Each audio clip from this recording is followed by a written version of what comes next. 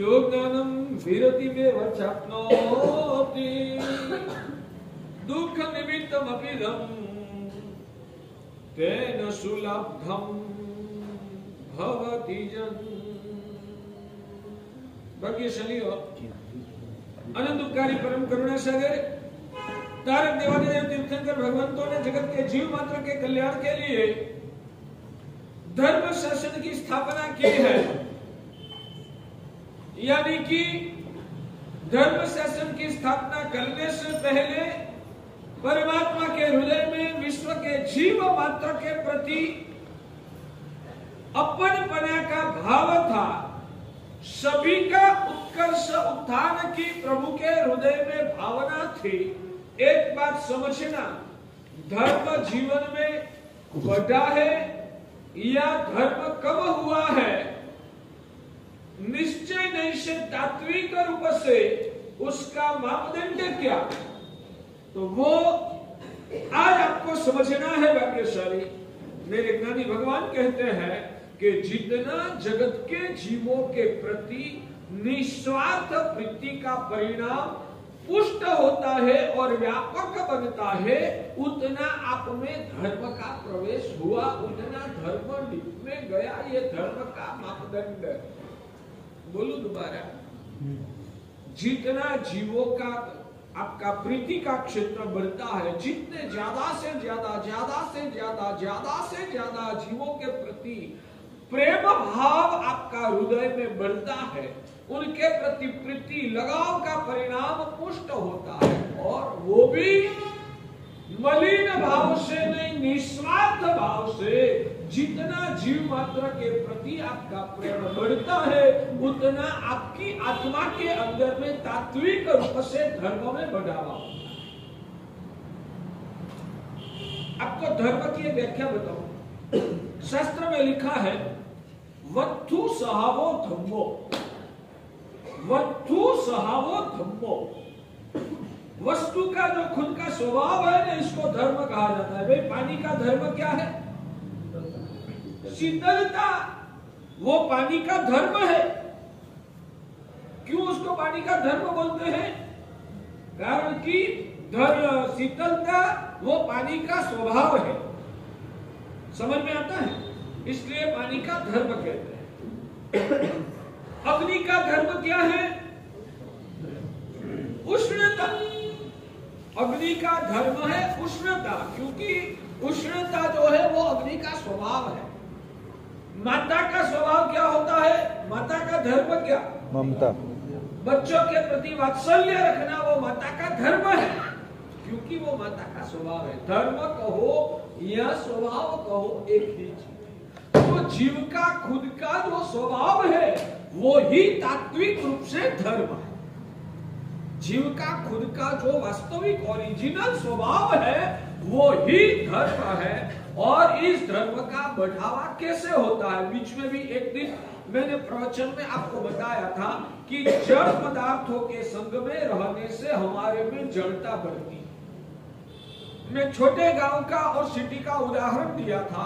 छोटे गांव में बसने वाले लोगों के हृदय में जो दूसरे के प्रति सहानुभूति का परिणाम होता है, दूसरे को सहाय करने की अभिलाषा होती है, दूसरे के दुख में वो खुद अंदर से दुख महसूस करता है, वो परिणति ज्यादातर सिटी में बसने वाले लोगों में दिखना नहीं मिलता है। वो किसी को दुखी दिखेगा तो भी सौजन्य से कहेगा अच्छा नहीं हुआ, मिट जाना चाहिए, उनको दुख नहीं होना चाहिए। मगर खुद को जो दुख का फीलिंग होना चाहिए ना, वो सिटी में रहने वालों के लोगों में ज्यादातर दिखने का नहीं मिलता है।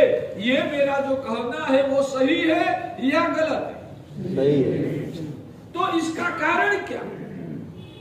तो मैं कहता हूं कि छोटे गांवों में और छोटे गांवों के आसपास जो चैतन्य जीवंत है ना, वो चैतन्य बड़े सिटियों में से सूखने लगा है। बहुत सारे पैमाने में सूख गया है। यह सीमेंट कंक्रीट का जंगल कहा जाता है, यानी कि जड़ सृष्टि का ही यहाँ प्राधान्य है।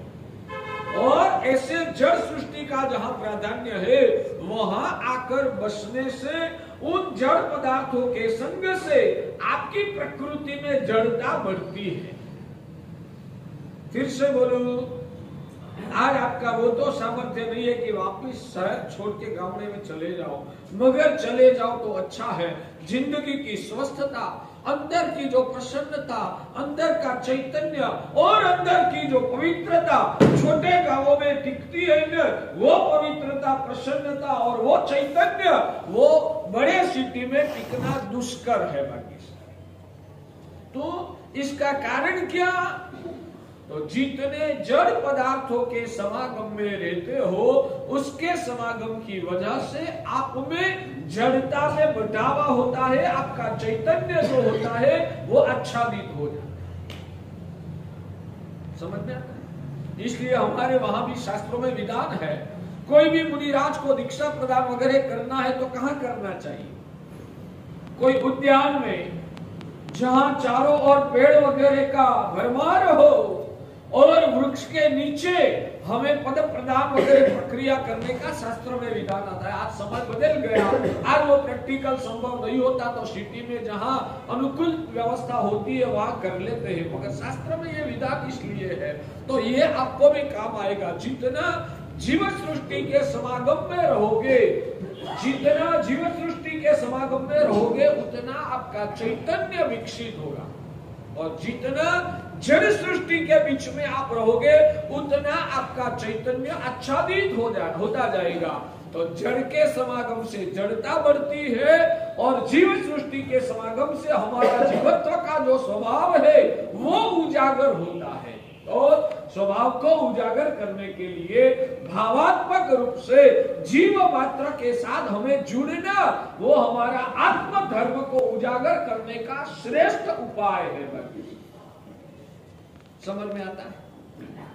तो विकास होते होते होते होते आत्मा जब विश्व के 84 लाख योनि 14 राजलोक के सभी जीवात्माओं के साथ भावात्मक रूप से भावित तो हो जाता है न, तब ज्ञानी भगवान कहते कि जीव का अंदर का स्वभाव यानी कि जीव धर्म जो है वो प्रकट हो जाता है। और इसलिए ही भगवान कहते कि जीव मात्र के साथ जो अपनपना का भाव रखने वाला है वो ही सम्यक दृष्टि है, और वो ही आत्मा केवल ज्ञान की प्राप्ति कर सकता है। यानी कि आत्मा का विकास की शुरुआत कहां से होती है, और आत्मा का विकास बढ़ा या नहीं बढ़ा उसका मापदंड क्या है? तो इसका मापदंड आप लिख के रखिए निश्चय से। ज्ञानी भगवान कहते कि जितने ज्यादा जीवों के साथ निस्वार्थ भाव से अपनपना का भाव करके उनका भला की चाहना रखते हैं, उतने पैमाने में हमारा आत्म स्वभाव का यानी कि आत्म धर्म का विकास होता है। जमता है या नहीं जमता है? दिमाग तक पहुंचा या हृदय तक पहुंच गया? दिमाग तक पहुंचा या हृदय तक पहुंच गया? दिमाग तक पहुंचता है ना, उसका उपयोग सिर्फ चर्चा करने तक सीमित रहता है। दिमाग तक जो पहुंचता है ना, उसका उपयोग चर्चा करने तक सीमित रहता है, और हृदय तक पहुंचे जाता है ना, उसका उपयोग अपनी साधना के लिए।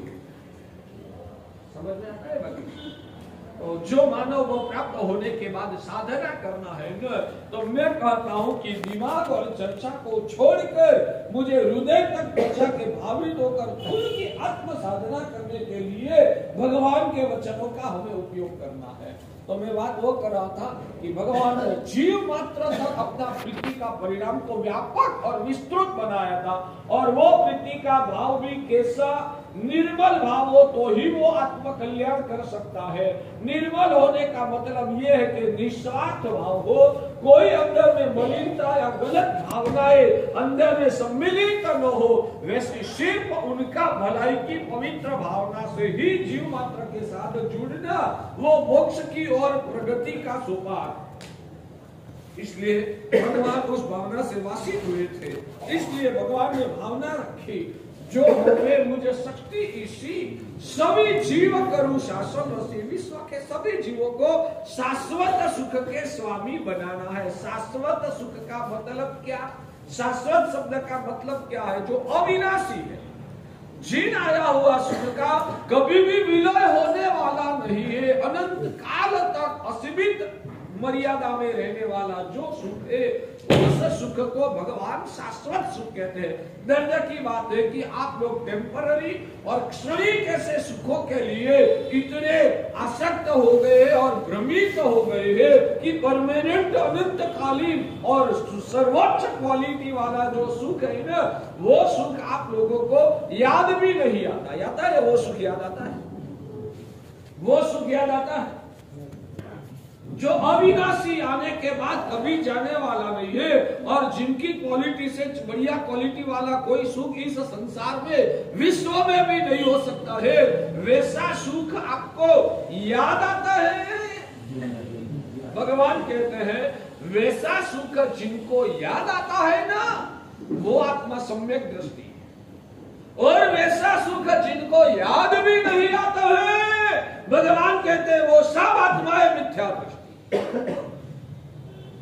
समझ में आता है? सम्यक दृष्टि और मिथ्या दृष्टि के लिए तो भगवान ने शास्त्रों में हजारों लक्षण दिखाए। पहले जो बताया, जीव मात्र के साथ जो जीवत्व का संबंध है वो सम्यक दर्शन है। जीव मात्र के साथ जीवत्व का जो संबंध है वो सम्यक दर्शन है, और जीव मात्र में भौतिकतावाद या मोहग्रस्त जो दृष्टि है वो मिथ्या दर्शन। समझ में आता है? रिस्पॉन्स देते रहिए, आपके मुंह पे चमक दिखेगी तो मुझे मजा आएगा। तो भगवान अरिहंत क्षायिक सम्यक्त्व के स्वामी थे, इसलिए प्रभु के हृदय में विश्व के सभी जीवात्माओं, एक इंद्रिय से लेकर पंचेंद्रिय तक, वनस्पति के पेड़ के पत्ते पत्ते में जीव भगवान ने दिखा है, पानी के बूंद बूंद में असंख्य असंख्य जीवात्माएं भगवान ने दिखे हैं, अग्नि के भी तड़के में कण में भगवान ने जीवत्व का दर्शन किया। भगवान ने तो वायु में भी जीवत्व का दर्शन किया है, और अपनी अंतर चक्षु से उन सभी जीवों में जीवत्व का दर्शन करके भगवान के हृदय में भावना उजागर होती है। ये सब जीवात्माएं दुखी है, ये सब जीवात्माएं कर्म के बंधन में फंसे हैं, ये सब जीवात्माएं जन्म मरण की परंपरा का दुख सहन कर रहे हैं। इन सभी को इन दुखों की परंपरा से छुटकारा दिलवाकर शाश्वत सुख के स्वामी बना देना है। ये भावना के माध्यम से जीव मात्र के प्रति प्रभु का जुड़ाव भी था, और जीव मात्र को शाश्वत सुख, अविनाशी जो लोकोत्तर आत्मिक सुख है, वो सुख दिलाने का संकल्प भगवान ने अपने मन में दृढ़ता से निर्धारित किया। फिर से याद रखो, जिनको उन सुख की याद आती है वो आत्मा सम्यक दृष्टि है, जिनको उन सुख की याद भी नहीं आती है वो आत्मा मिथ्या दृष्टि है। याद रहेगा ना? आपको तो याद रहता ही है। पिछले दिनों में सम्यक के मैंने कितने कितने लक्षण बताए, आप मुझे बता दीजिए।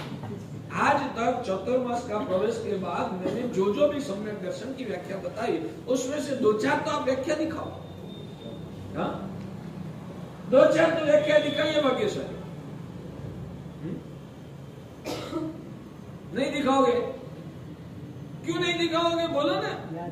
याद नहीं है तो एक काम करो, मेरा शक्ति जो है ना वो फाजुल थोड़ी ना आती है, हवा में बाष्पीभवन ही हो जाने वाला है। तो वैसा प्रवचन करने का मतलब क्या? मैं स्वाध्याय करूंगा, मेरे शिष्यों को पढ़ाऊंगा, मेरी शक्ति का उपयोग मैं उसके कल्याण के लिए करूंगा, क्योंकि वो पढ़ने के बाद होमवर्क करते हैं। आप लोगों तो याद भी नहीं रखना है अभी तो मैं आपके सामने बैठा हूं तो भी वो पदार्थ आपको याद नहीं है, तो मेरा विहार कर जाने के बाद तो आप क्या याद रखो? तो आप लोगों के सामने मेरी शक्ति का व्यय कराने के लिए मेरे पास आप इतना परिश्रम कराते हो वकेशन, मेरे पास इतना परिश्रम आप क्यों कराते हो? आपको क्या फायदा मिलता है इतना परिश्रम कराने का? उसमें मजा आती है, गुरु महाराज थक जाते हैं तो आपको मजा आता है, तो किस लिए आप मेरे पास इतना परिश्रम कराते हो? हमारा जीव इतना कठोर हो गया है कि अगर बूंद बूंद भी गिरेगा तो एक ना एक दिन जरूर वो हलवा हो जाएगा। एक ना एक दिन हमारा जीव भी मतलब नरम हो जाएगा, मगर उसके लिए कब तक गिरना पड़ता है, और गिरने के बाद भी जब सूख जाता है तो वापस धरती वैसे ही कठिन हो जाती है। तो उसके बदले में आप लिख के उसका संग्रह करो ना। लिख के संग्रह करो, संग्रह करने के बाद उसका स्वाध्याय करो, अपनी आत्मा को भावित करो, तो थोड़े बूंदों में ही काम हो जाएगा। सालों साल तक जिंदगी पर्यंत बुद्ध बहाने की जरूरत भी नहीं रही। ठीक है, ये हमारी वेदना होती है, हमें बहुत मर्यादा में रहकर हमारी वेदना व्यक्त करनी पड़ती है। आपको हमारी वेदना छूती है तो आप काम करना, बाकी हमारा नसीब। चलिए बाकी सारी तो सम्यक दर्शन की आज ये व्याख्या, जिनको अविनाशी जो सुख है उसकी याद आती है वो आत्म सम्यक दृष्टि है। जिनको अविनाशी ऐसा आत्म सुख की याद भी नहीं आती है, भगवान कहते हैं वो आत्मा मिथ्या दृष्टि है। तो भगवान दोक्षायिक सम्यक के स्वामी थे, सिर्फ खुद का ही सुख नहीं, जगत का जीव मात्र का सुख वो चाहते थे। इसलिए भगवान ने सोचा कि जगत के जीवों को सुखी बनाना है तो क्या करना पड़ेगा। तो भगवान का वो विजन पहला सबसे क्लियर था कि जब तक ये जीवात्माएं कर्म के बंधन में फंसे हुए हैं ना, तब तक उन जीवात्माओं को टेम्पररी पौद्गलिक पदार्थों की सहाय करने से वास्तविक और कायमी सुख की प्राप्ति होना संभव ही नहीं है।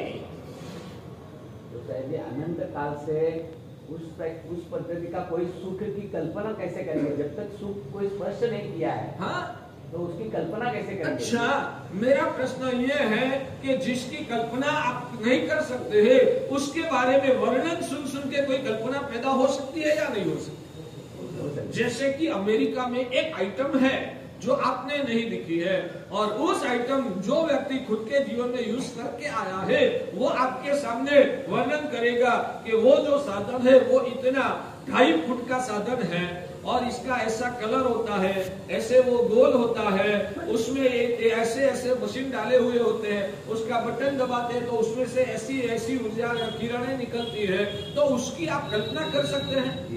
कैसे कर सकते हो? वो साधन तो आपने कभी देखा भी नहीं है, तो वो कल्पना कैसे कर सकते हैं? वो कल्पना कैसे कर सकते हैं? जिसने देखा है उसका सुन के। हाँ, जिसने देखा है उनका सुन के हमारे में भी वो कल्पना पैदा होती है, तो वो तो काम करना है। भगवान ने जो देखा है वो भगवान ने शास्त्र में बताया, हम उसका स्वाध्याय करते हैं और हम हमारी जो अंदर में एक धारणा चित्र बना है कि आत्मा का स्वरूप क्या है वो हम आपके सामने रखते हैं और उसका निवेदन करते हैं कि आत्मा ऐसी चैतन्य स्वरूप है, आत्मा पुद्गल के गुण धर्मों से मुक्त है, वो आत्मा ऐसे संकोच विकासशील है, वो आत्मा एक गति में से दूसरी गति में जाती है, वो आत्मा राग द्वेष रूप विभाव करती है, राग द्वेष की विकृति में से छुटकारा आ जाता है तो शुद्ध समता में स्वभाव उजागर होता है। हम ये सब वर्णन आपके सामने करते हैं तो क्या कल्पना चित्र पैदा नहीं होता है? आप हलुकर्मी है ना, तो ये सुन के आप में भी आत्म स्वरूप का कल्पना चित्र खड़ा होगा ही होगा। अब अभी आत्मा होती है वो कल्पना चित्र को पैदा नहीं कर सकती। समझ में आता है? बाकी से चलिए आगे बढ़ना है। तो भगवान अरिहंत प्रभु ने आगे का विजन क्लियर किया कि पौद्गलिक पदार्थों के माध्यम से जीवात्मा को हमेशा दुख से छुटकारा नहीं दिलवा सकते। हमेशा के लिए दुखों से छुटकारा दिलवाना है तो उसकी आत्म भावना में ही परिवर्तन लागे, उनकी आत्मा की स्थिति को ऊंचे उठाना होगा। सिर्फ पौद्गलिक पदार्थों के माध्यम से कायमी दुखों से छुटकारा नहीं दिलवा सकते हैं। ये सब सम्यक दृष्टि का लक्षण है। सम्यक दृष्टि आत्मा के दिमाग में ये पदार्थ क्लियर हो जाता है कि पदार्थों के माध्यम से कितना भी उपकार किया जाए वो भी सामने वाला का पुण्य है, तो ही टेम्पररी उसको सपोर्ट रहेगा, और जिस दिन पुण्य खत्म हो जाएगा तब तक ये चीज का संयोग भी छूट जाएगा और इस पदार्थ के माध्यम से प्राप्त होने वाला सुख भी चला जाएगा। ये सम्यक दृष्टि आत्मा का विजन क्लियर होता है और इसलिए ही भौतिक पदार्थों के माध्यम से दूसरे का दुख में मदद करना और सुख देना, इसको भगवान ने पहले गुण स्थानक का यानी कि मानवता का, यानी कि शास्त्र की परिभाषा में कहो तो वो मार्गानुसारिता का गुण है। मगर उन आत्मा की ऐसी भावना वाली आत्मा की स्थिति को भगवान ने पहला गुण स्थानक का ही दर्जा दिया है, उनको सम्यक दृष्टि नहीं कहा जाता। अनुकंपाई कहना, हाँ, इसको अनुकंपा ही कहा जाएगा। भौतिक रूप से कोई दुखी जीव को देखकर दुखी देखकर दुख में मदद करना, उसको आपकी अपनी परिभाषा में अनुकंपा कही जाएगी। और वो अनुकंपा वो मानवता का गुण है, उसमें सम्यक दर्शन का अस्तित्व नहीं है। सम्यक दृष्टि आत्मा सामने वाला जीव का वर्तमान का टेम्पररी दुख को ही नहीं, अंदर में रही हुई अनादि अनंत ऐसी आत्मा की स्थिति को भी जो देख सकता है और अंदर की आत्मा को ऊंचे उठाने का भाव रखता है, वो आत्मा सम्यक दृष्टि है। सिर्फ भौतिक दुख में मदद करना, वो अनुकंपा सिर्फ मानवता का ही गुण है। जमता है भाग्यशाली? रिस्पॉन्स देते रहो, मुझे पता चले कि आपको जम गया, समझ में आ गया, तुम्हें आगे चलो। अगर सामने वालों को मदद करने जाएंगे, आपने उसको बोला अनुकंपा है, हम उसकी आत्मा के दर्शन या उसको क्या जरूरत है तो हमने उसको पूछ लिया, उससे आगे जाके हम उसको क्या पूछेंगे? पूछना नहीं है, सिर्फ हृदय में भाव रखो कि उनको देव गुरु का सहयोग प्राप्त हो जाए, उनको भी भगवान का धर्म सुनने का सौभाग्य मिल जाए और वो अपनी आत्मा को पहचान कर आत्म साधना करने में लग जाए तो उनका बेड़ा पार हो जाए। आने वाले अनंत भव में वापिस उनको कभी ऐसा दुख सहन करना ही न पड़े। मैं तो उनको टेम्पररी भूख का दुख मिटा सकता हूँ, उनका संसार का दुख मिटाने का सामर्थ्य तो गुरु के पास है। तो मैं उनको खाना खिलाऊंगा ना तो उनको मेरे पर प्रेम बढ़ेगा, मैं उनको खाना खिलाऊंगा ना तो उनको मेरे पर प्रेम बढ़ेगा और प्रेम बढ़ने के बाद में जो कहूंगा वो करेगा। तो बाद में मैं उनको हाथ पकड़ के गुरु महाराज के पास लेके जाऊंगा और गुरु का सहयोग करा दूंगा तो गुरु महाराज उनकी आत्मा को ऊंचे उठा लेंगे। आपको भावना करना है उनके। चलिए आगे मूल विषय पे। तो भाग्यशाली परमात्मा अरिहंत प्रभु ने जीव मात्र को शाश्वत सुख दिलाने के लिए सोचा कि पुद्गल के माध्यम से वैसा सुख की प्राप्ति नहीं हो सकती है, उनकी आत्मा को आत्म भाव में लाना पड़ेगा। सब प्रकार की विकृतियों से उनको बचाना पड़ेगा और सब प्रकार की विकृतियों से बचाना है तो क्या करना? तो भगवान ने उसके लिए जीवों की भूमिका को ध्यान में रखकर दो विकल्प सोचा, ज्ञान क्रियाभ्याम मोक्ष। एक है ज्ञान मार्ग और दूसरा है क्रिया मार्ग। एक है ज्ञान मार्ग और दूसरा है क्रिया मार्ग। दोनों का समन्वय से आत्मा का उत्थान हो सकता है। उसमें भगवान ने देखा कि जब जीवात्मा भयानक अनाचारों में फंसा हुआ है, 18 प्रकार के जो मन वचन काया से पापों का सेवन हो रहा है ना, उस पापों से जीव को बचाना है ना तो उनके पास धर्म क्रिया का सेवन कराना होगा। क्रिया करने से व्यक्ति महा अनाचार स्वरूप पापों का सेवन का परिणाम उसका खत्म होगा। फिर से बोलो, क्रिया करने से क्या फायदा होता है? ये फायदा सिर्फ ज्ञान से नहीं मिलेगा। ये फायदा सिर्फ ज्ञान से नहीं मिलता है। ये फायदा पाने के लिए क्रिया धर्म भगवान ने बताया है। क्रिया जो व्यक्ति भगवान की आज्ञा के अनुसार आचरता है वो उस व्यक्ति के जीवन में क्रिया के प्रभाव से अनाचारों का आकर्षण टूट जाता है। तो इतना पुण्य का उदय होता है कि अनाचार करने का उसको जो निमित्त है वो भी दूर चला जाता है और वो व्यक्ति अनाचार के बड़े बड़े पापों से वो व्यक्ति बच जाता है। आज मैं आपको कहूं कि धर्म क्रिया करने वाले बहुत कम लोग बचे हैं। धर्म क्रिया करने वाले बहुत कम लोग आज के जमाने में बचे हैं। मगर आप मुझे बताइए कि आपकी दुनिया में जो सप्त व्यसन का पाप कहा जाता है वो पाप कौन करता है? जो सामयिक प्रतिक्रमण वगैरह क्रिया करता है उसके जीवन में सप्त व्यसन का बड़ा पाप चलता है। या जिन व्यक्तियों ने धर्म क्रिया मार्ग छोड़ दिया है, हाँ शायद धर्म सुनता भी होगा, शायद अच्छे पुस्तकों को पढ़ता भी होगा, मगर क्रिया नहीं करता है। उन लोगों के जीवन की अंतरंग हालत क्या होती? रिस्पॉन्स दीजिए भाग्यशाली। मेरी बात पसंद तो आती है ना कि विषय ही पसंद नहीं है। मेरा ये विषय आपको पसंद नहीं है तो विषय बदल दूं। सब जगह से जाजंबर से आवाज नहीं आती है, नहीं आती है तो बोलना शर्म मत रखना। गुरु महाराज को बोल सकते कि साहब ये विषय नहीं जम रहा। बोलने में थोड़ा डर रहे हैं अभी भी। मैं तो पसंद आता या नहीं आता उतना ही बोलता हूँ, मैंने क्या और कुछ बोला। ऐसा ही वो समझ नहीं रहा क्रिया में तो क्या करेगा? उस क्रिया में समझ नहीं रहा तो फिर कैसा?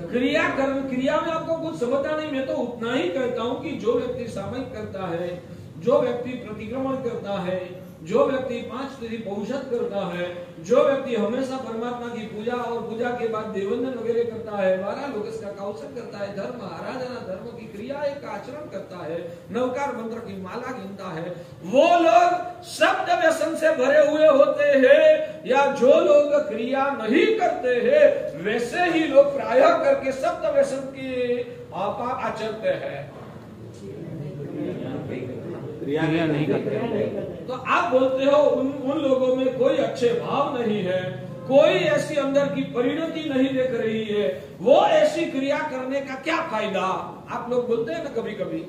तो मुझे कहना है कि ये क्रिया मार्ग का आचरण करने से जीवन में जिसको महा अनाचार स्वरूप पापाचार कहा जाए, वैसे पापाचारों की प्रवृत्तियां इन क्रिया के प्रभाव से उनके जीवन में अटक जाए। समझ में आता है? तो क्या ये क्रिया मार्ग आपको क्या फाजुल लग रहा है? मैं कहता हूं आप आचरो या ना आचरो, मगर ये विजन क्लियर करके क्रिया मार्ग की आराधना करने वालों को कम से कम आदर करो, नमस्कार करो। सच में कहो, जो लोग रात्रि के समय पर प्रतिक्रमण करने के लिए यहाँ आते हैं, उनके प्रति आदर होता है या उनकी मजाक उड़ाते हुआ? सब लोग आदर करने वाले हैं या मजाक भी उड़ाने वाले हैं? क्या मतलब? समय पास करने के लिए अब घर में बैठे बैठे कंटाल जाते हैं तो प्रतिक्रमण का एक आलम्बन प्राप्त हो गया। क्या बोलते हो? हर एक का देखना अलग अलग है, मुझे पता है, और उससे भी आगे बढ़कर बोलूं, मेरे हृदय में कोल्हापुर वासियों के प्रति गौरव है।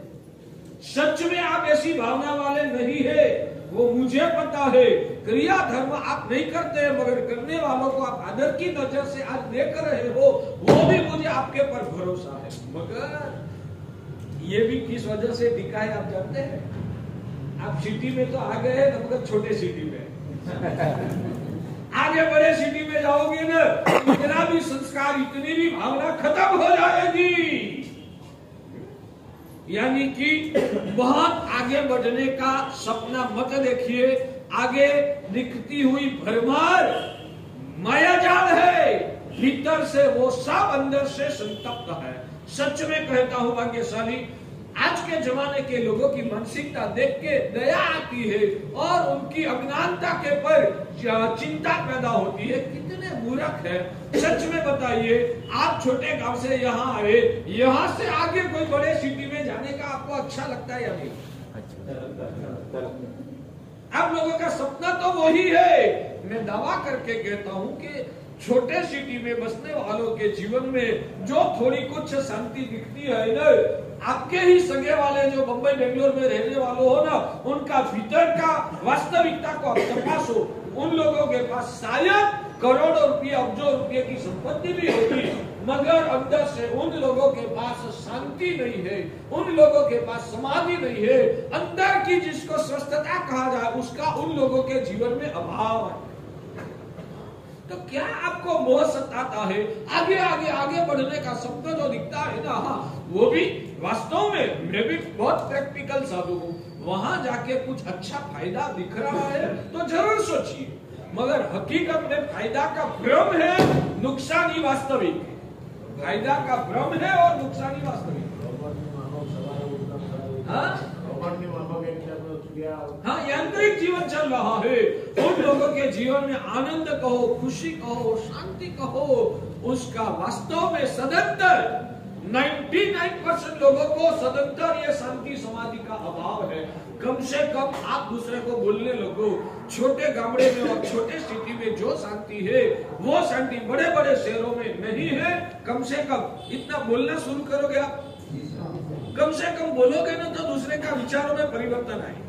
बोलना कम से कम शुरू करो कि हमने बहुत क्लियर विजन से देखा है कि बड़े सिटी में जो बेचैनी है, वहाँ जो क्या है, सुबह से शाम तक दौड़धाम है, वहाँ के लोगों के अंदर में जो अजंपा है, उसके पैमाने में हमारे जैसे छोटे सिटी में बसने वालों के हृदय में शांति। भौतिक सुख में लोग ज्यादा मानते हैं ना, मगर भौतिक सुख भी नहीं है। मैं वो बोल रहा हूँ, वो क्या सुख महसूस करते हैं भौतिक सुख में? आप बताइए। उन लोगों के पास आध्यात्मिक सुख तो नहीं है, उन लोगों के पास भौतिक सुख भी भोगने की क्षमता और संजोग की अनुकूलता नहीं है। वो लोग अंदर से बेचैनी है, खुद का दुख को ही रोते हैं, दूसरे की ईर्ष्या करने में और घर वाली के साथ टकराव में वो हमेशा बेचैन रहते। सिर्फ समृद्धि ज्यादा होती है मगर वो लोग समृद्धि की भी मजा नहीं ले सकते, वो मेरा दावा है। उन लोगों के पास शायद समृद्धि है, वो भी गारंटी नहीं, फिर भी है तो भी वो समृद्धि की मजा वो लोग नहीं ले सकते। आप लोगों को उनकी समृद्धि दिख रही है, उनकी अंदर की हालत देखने की तो आप लोगों के पास दृष्टि भी नहीं। ठीक है, समृद्धि के सामने कुछ देखा ही नहीं जाता है क्योंकि आंख में अंधापा है, आपकी आंखें बीमार है, आंख में रोग लागू पड़ा है, इसलिए हम आपकी आंखों का रोग को मिटाने की अभी क्या ट्रीटमेंट कर रहे हैं।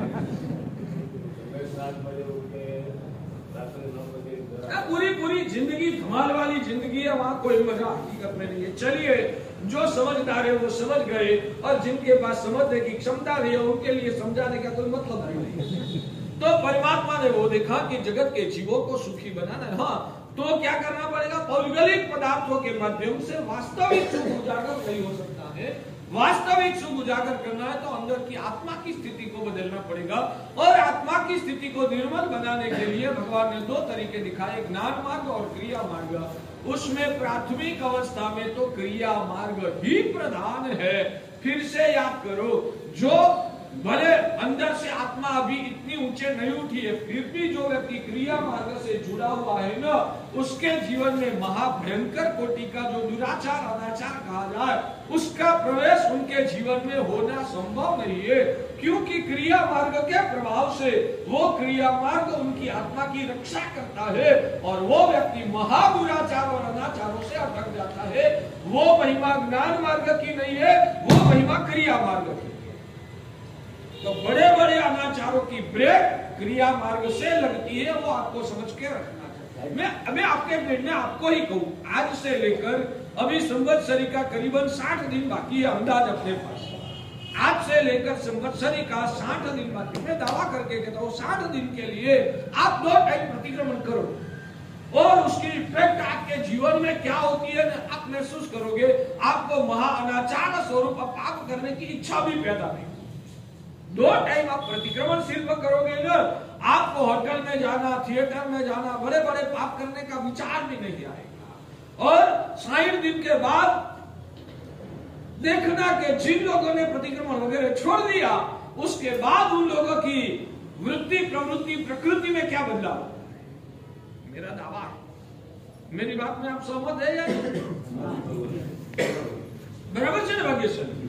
तो मैं वो कह रहा हूं कि कम से कम आज हमारे जैन समाज में से भगवान अरिहंत प्रभु ने, ज्ञानी भगवंतों ने दिखाया हुआ क्रिया मार्ग के प्रति जो और रुचि पैदा हुई है ना, कम से कम तब आप आचार का पालन करो तो अच्छी बात है।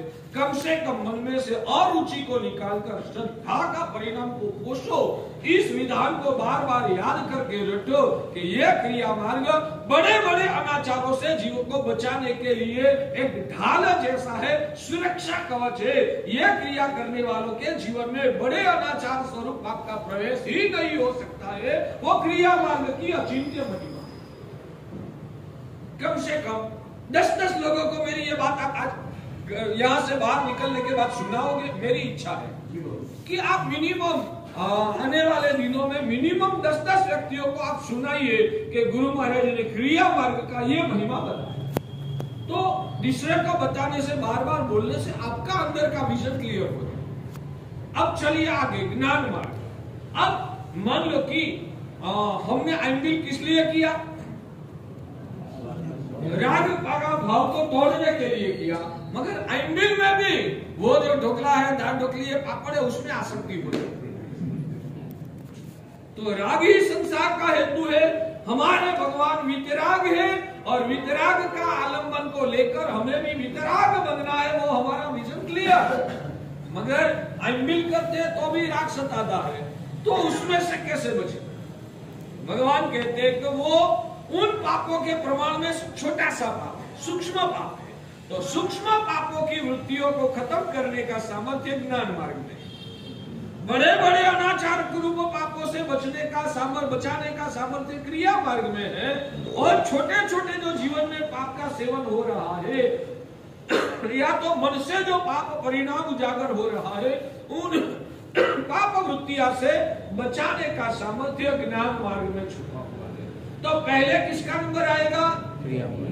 पहले जीव का जब विकास की शुरुआत होती है तो पहले तो क्रिया मार्ग का ही प्राधान्य है, और एक लेवल से ऊपर जाने के बाद ज्ञान मार्ग का प्राधान्य बढ़ता है, और वहां क्रिया मार्ग गौण होता है। हमारे लिए भी क्रिया मार्ग भगवान ने फर्जियात बताया, हमारे लिए छठे गुण स्थानक से भी जो आगे निकल जाता है, 7वें 8वें गुण स्थानक पे जाता है, उनके लिए क्रिया मार्ग गौण और ज्ञान मार्ग उनके लिए मुख्य बनता है। बाकी हम अभी आज के जमाने में से ज्यादा मुख्य रूप से छठा गुण स्थानक तक ही आत्मा का विकास होता है। आप लोग या तो पहले गुण स्थानक पे होंगे, या तो ज्यादा से ज्यादा चौथे और 5वें गुण स्थानक पे आप पहुंचे हैं, जबकि साधु जो है वो छठे गुण स्थानक पे पहुंचा है। छठे गुण स्थानक तक भी क्रिया मार्ग का ही प्राधान्य भगवान ने बताया, ज्ञान मार्ग का निषेध नहीं है। भाव मलिन है तो अकेली क्रिया क्या करेगी, वो सब लॉजिक सही है, मगर आगे जाकर उस लॉजिक का उपयोग होता है। छठे गुण स्थानक तक को क्रिया मार्ग का ही महत्व भगवान ने बताया है, और बाद में अंतर शुद्धि करने के लिए भावों की निर्मलता आवश्यक है, मगर भावों की प्रधानता को आगे रखकर क्रिया मार्ग का अपलाप और अनादर करना वो भी मिथ्यात्व का परिणाम है। जो व्यक्ति क्रिया मार्ग का अनादर करता है, भगवान कहते हैं वो आत्मा मिथ्यादृष्ट। पूछना है पूछना है जो व्यक्ति भाव धर्म की महिमा का गुणगान करके, भाव धर्म की महिमा का गुणगान करके क्रिया मार्ग का अनादर करता है। आजकल बाहर की दुनिया में भी आप घूमोगे ना तो कोई जगह पर आपको दिखना मिलेगा, आप ध्यान करो, बस अच्छे भाव रखो, खुद ने किए हुए पापों का पछतावा करो, क्रिया की क्या जरूरत है, ये क्रिया का कोई मतलब ही नहीं है। वैसा करके क्रिया मार्ग का अनादर करने वाले लोगों का तो आज एक संप्रदाय भी चलता है। क्रिया मार्ग का अनादर करके सिर्फ ध्यान और भाव की बातें करने वालों का भी एक संप्रदाय चलता है। मैं दावा करके शास्त्रों के वचन को साक्षी से मैं कह रहा हूं कि वो मिथ्या मार्ग है, वो मिथ्या प्ररूपणा है, क्योंकि मेरे भगवान अरिहंत वो सर्वज्ञ पुरुष थे, और सर्वज्ञ पुरुष ने विश्व के जीव मात्र की भूमिकाओं को लक्ष्य में रखकर जो कल्याणकारी मार्ग व्यवस्था बताई है, उससे जो भी व्यक्ति इधर उधर चला जाए, मेरे पास तो लंबी बुद्धि नहीं, मगर मुझे मेरे भगवान के ऊपर पक्का भरोसा है कि वो पूर्ण ज्ञानी थे, और उन्होंने जो भी बताया है वो विश्व के सभी जीवों के कल्याण के लिए निश्चित रूप से फायदा कारक है। तो वो भगवान का जो भी अनादर करे, भगवान की बातों का जो अपलाप करे, समझ लेना वो स्वयं मिथ्या दृष्टि है। तो देखते रूप में मेरी चमड़े की आंखों से मुझे अच्छा भी लगे, मगर भीतर से तो वो खतरनाक और आत्मा को संसार में भटकाने वाला ही होता है। किसी को कुछ पूछना है तो पूछ सकते हैं। जम रहा है तो हाथ खड़ा करो, मुझे पता चले कि आप नींद में नहीं है। अरे वाह, धन्यवाद।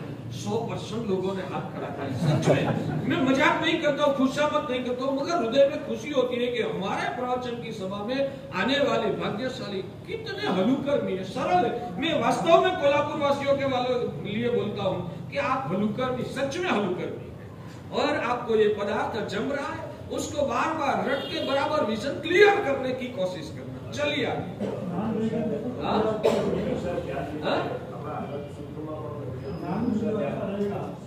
एक मिनट, इनकी आपकी बात पहले बोलो, बाद में उनका जवाब दूंगा। बोलो। हाँ, तो मैं क्या ध्यान की मना हमारे भगवान ने कभी किया ही नहीं है। मैंने इतना प्रवचन अभी पौना घंटा से मैं बोल रहा हूँ, एक भी जगह पर मैं ध्यान नहीं करना या अच्छे भाव नहीं रखना उसका कोई मतलब ही नहीं है। मैंने एक भी जगह पर क्या उसका विरोध किया? ज्ञान भी हो या ध्यान भी हो जरूरी ही है। मैं उसका अपलाप नहीं करता हूँ। आपकी क्रिया को अच्छी बनाने के लिए आप क्रिया मार्ग का सेवन करोगे तो दुनिया के जो महा अनाचार है उससे बचकर यहाँ तक पहुंच जाओगे। मगर यहाँ से आगे ऊंचे उठना है तो क्या करोगे? तो उसके लिए ज्ञान और ध्यान दोनों जरूरी है। हमारे शास्त्रों में जगह जगह पर धर्म ध्यान और शुक्ल ध्यान की बातें किया है और हर क्रिया वगैरह के दौरान जो भी सूत्र बोला जाता है उसके अर्थ में उपयोग रख के अच्छे निर्मल भावों से भावित होना है। तो भाव धर्म की तो ध्यान बोलते हो ना, अनुप्रेक्षा ध्यान की अचिंत्य महिमा है, मैं उसका विरोध नहीं करता हूँ। मगर सिर्फ ध्यान को आगे करके जो क्रिया का अपलाप करता है मैं उसका खंडन करता। क्रिया ध्यान अनुप्रेक्षा करो, सिर्फ अनुप्रेक्षा भी नहीं चलेगी, अनुप्रेक्षा तो मिथ्या दृष्टि भी कर सकता है। हमारे वहां अनुप्रेक्षा तो मिथ्यात्व भी कर सकता है। अनुप्रेक्षा जो है वो दिमाग का विषय है, अनुप्रेक्षा जो है वो दिमाग का विषय है। और वैसी अनुप्रेक्षा तो अभवी और मिथ्या दृष्टि भी कर सकता है। अनुप्रेक्षा नहीं भावना करने का है, और भावना भी ज्ञान दर्शन चारित्र की भावना से वासित होंगे तब आत्मा का मोक्षी और आगे प्रगति हो पाएगा। चलिए, ये एक विषय आपके लिए थोड़ा कठिन भी होगा। कठिन लगता है या मजा आता है? जो मजा आता है वो भी जवाब नहीं मिलता है। कठिन लगता है या मजा आता है? मजा आता है। स्टोरी चाहिए प्रवचन में? हाँ, कोई एक स्टोरी शुरू करना है, आधा घंटा ऐसा प्रवचन, आधा घंटा स्टोरी करना है। कितने लोगों को स्टोरी सुनना है? आधे आधे है क्या? तो मेरा ये तत्वज्ञान का क्लास जो है वो आधा घंटा ही हो जाएगा। ऐसे भी पौना घंटा देता हूँ, उसमें से आधा घंटा निकल जाएगा। ठीक है, आप लोगों को स्टोरी का क्लास चलाना है ना, मुझे स्टोरी कहने का नहीं आता है, मैं दूसरे शिष्य को बोल दूंगा। चलिए आगे चलना है। तो भगवान अरिहंत प्रभु ने देखा कि प्रारंभिक दशा में तो क्रिया मार्ग की आराधना करना जरूरी है, मगर आगे जाकर तो वितराग दशा को पाने के लिए सब संसार के जड़ पदार्थों में से अपना मोह और ममत्व को खत्म करना पड़ेगा। सब संसार के जड़ पदार्थों में से जिनकी जो आसक्ति है वो टूटेगी तो ही आत्मा की शुद्धि हो पाएगी। और इनको तोड़ने के लिए भगवान ने बताया कि संसार के सब जो पदार्थ है ना वो असार है, संसार असार है, वो विधान सर्वज्ञ भगवान ने बताया। और संसार की असारता के लिए संसार का विचित्र स्वरूप का भी भगवान ने शास्त्रों में वर्णन किया। जो रूटीन समझकर क्रिया करते हैं, जो रूटीन समझ के, मतलब कि पूजा कर ली, सामायिक कर ली, रूटीन, उसमें भाव की अगर ये उन्नति नहीं है तो वो क्रिया का कोई परिणाम नहीं ऐसे है ना। वो ऐसी क्रिया करने वाला भी वेश्यावाड़े नहीं जाएगा। ऐसी क्रिया करने वाला की बात करता हूँ जो भाव से, समझदारी से नहीं, सिर्फ श्रद्धा से, रूटीन से करता है, वो भी दारू के अड्डे पर नहीं जाएगा। जो लोग सामायिक परिक्रमण नहीं करता है वही दारू के अड्डे पर जाता है। तो मैं रूटीन क्रिया करने वालों की बात करता हूँ, श्रद्धा से करने वाले तो उससे भी आगे है। रूटीन क्रिया की है ताकत है कि आपकी आत्मा को अनाचार से बचाता है। क्या कहना है पाठशाली? मेरा ये वाक्य पसंद आता है तो हाथ ऊंचा कर दो। अरे वाह, धन्यवाद अनुमोदना, बहुत अच्छी बात। तो ये रूटीन क्रिया का भी अनादर आप मत कीजिए। फिर भी मैं ऐसा उसका उस तरीके से समर्थक नहीं हूं कि बस आप ऐसी ही क्रिया करते रहो, भाव लाने की जरूरत नहीं, ऐसा मेरा कहने का भाव नहीं। मैं भी कहता हूं कि ऐसी क्रिया से भी आपको ऊंचे उठना होगा, भाव निर्मल बनाना होगा, ज्ञान प्राप्त करके आत्म भाव को उजागर करना होगा, संसार की माया का जहर को मिटाना पड़ेगा। वो करोगे तो आत्मा का कल्याण होगा। ऐसी क्रिया जिंदगी पर्यंत करोगे तो आपका मोक्ष नहीं हो पाएगा। मैं आपके साथ, ठीक है। चलिए, तो भगवान ने देखा कि संसार का स्वरूप की विचित्रता जब तक ये लोग नहीं समझेंगे ना, तब तक उन लोगों को संसार के प्रति वास्तव में वैराग्य होना संभव नहीं है। इसलिए राग दशा को खत्म करने के लिए भगवान अरिहंत प्रभु ने जब भी शासन की स्थापना की, स्थापना करने के दौरान पहली ही देशना में भगवान ने गंधर्व भगवंतों को प्रतिबोध किया। भगवान जब केवल ज्ञान पाते हैं, केवल ज्ञान की प्राप्ति के बाद समव शरण में पहली ही देशना में भगवान महावीर के बारे में आश्चर्य हो गया कि पहली देशना निष्फल गई। बाकी सामान्य रूप से हर तीर्थंकर भगवंतों की पहली ही देशना में भगवान ऐसे लायक जीवों को प्रतिबोध करते हैं और उन जीवों को संसार त्याग करने के लिए तत्पर बनाकर उनको दीक्षा प्रदान करते हैं, जिसको गणधर कहते हैं। गणधर भगवंतों को दीक्षा देने के साथ भगवान ने सबसे पहला कौन सा सूत्र दिया? गणधर भगवंतों को दीक्षा देने के बाद सबसे पहला सूत्र भगवान अरिहंत प्रभु ने क्या दिया? उपन्नैवा विगमैवा और ध्रुवैवा।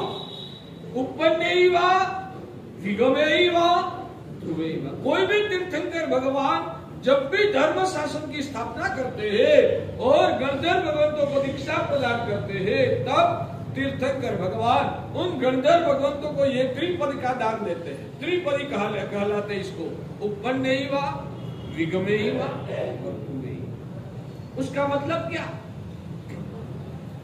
इस जगत के सब पदार्थ जो है वो उत्पन्न होने वाले हैं।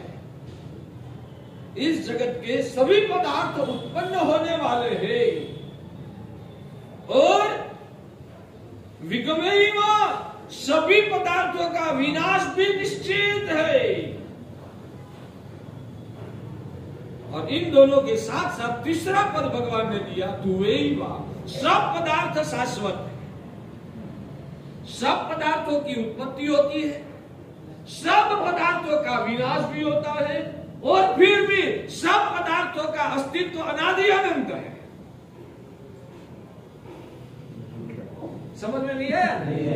इसलिए आपको पहले एक बार लाइट पैदा हो जाए, अब प्रकाश उजाला हो जाए, बाद में आगे का बता। सब पदार्थ उत्पन्न होने वाले हैं, सभी पदार्थ उत्पन्न होते हैं और सभी पदार्थों का विनाश भी होता है और फिर भी सब पदार्थ अनादि अनंत है, शाश्वत है। ऐसा कैसे? ऐसा कैसे? तो 10 बज गए, तो ऐसा कैसे मैं समझाऊंगा? इस विषय नहीं अभी अभी हम तो बियासना भी है और सभी को भी क्या समय के साथ चलेंगे। हर तो 2-4 मिनट लेट हो जाता था। आज बराबर 10 बजे मेरा विषय सही जगह पर आके अटका है, तो कल इस विषय की आगे चर्चा करूंगा। मजाक की बातें हैं भाग्यशाली। सच में कहूँ, आत्म भाव का स्पर्श करना है ना, तो स्टोरिया सुनने से आपका अंदर का भाव उजागर नहीं होगा। आपको ये और मेरी एक भी बात इसमें नहीं है, ध्यान में रखिए। मैं जो भी बोल रहा हूँ, शास्त्रों में ज्ञानी भगवंतों ने जो लिखा है और मेरे गुरु भगवंत ने मुझे जो सिखाया है, वो ही मैं आपको बता रहा हूँ भाग्यशाली। और आप अभी इस भावना से भावित होकर अंदर की मलिनताओं का प्रक्षालन करोगे ना, आत्म शुद्धि करने की साधना करोगे, दीक्षा लो तो वो शुद्धि फुल फ्लेश में हो। दीक्षा लोगे ना तो ये शुद्धि की साधना फुल फ्लेश में हो। और दीक्षा जब तक नहीं ले पाते हैं तो थोड़े थोड़े पैमाने में भी इस भावना से आत्म शुद्धि की हमें साधना करना है, और वो करोगे तो ही मिला हुआ मानव जीवन सफल है। बाकी आत्मा अंदर से मेली ही रही तो कितना भी धर्म वगैरह क्रिया भी करते रहोगे तो तात्विक फायदा जिसको कहा जाता है वो फायदा का प्राप्ति नहीं हो पाएगा। तो अंतर भाव से कहता हूँ कि ये सब भगवान की वाणी का स्वाध्याय करके आप आत्मलक्षी बनो और ये विनाशी ऐसी संसार की तृष्णाओं को थोड़ी कमजोर करके आत्मा की ओर आपकी भावना को बढ़ाकर मिला हुआ जीवन को आत्म कल्याण की साधना के माध्यम से सफल बनाओ। वो ही अंतर से मंगल करना, वो ही अंतर से आशीर्वाद।